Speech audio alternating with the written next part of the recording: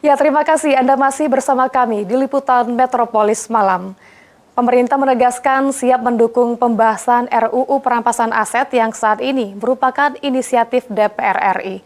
Menteri Hukum Supratman Andi Aktas di Jakarta, Senin 15 September menjelaskan, pengesahan diperkirakan berjalan lebih cepat karena sudah masuk dalam usulan prioritas parlemen. Menteri Hukum Supratman Andi Aktas di kantor Kementerian Hukum Jakarta Senin 15 September menegaskan pemerintah siap mendukung pembahasan rancangan Undang-Undang Perampasan Aset yang saat ini merupakan inisiatif DPR RI. Menku menjelaskan rancangan ini diperkirakan akan bergerak lebih cepat karena DPR RI sudah menetapkannya sebagai prioritas. Pemerintah menyatakan draft RUU beserta kelengkapan pendukung telah disiapkan sehingga prosesnya hanya menunggu keputusan dari DPR RI.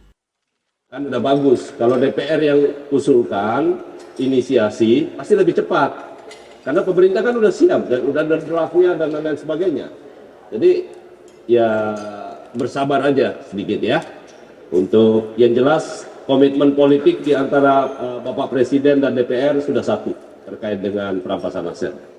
Adapun kehadiran RUU perampasan aset diharapkan menjadi instrumen penting dalam pemberantasan korupsi dan pengembalian kerugian negara.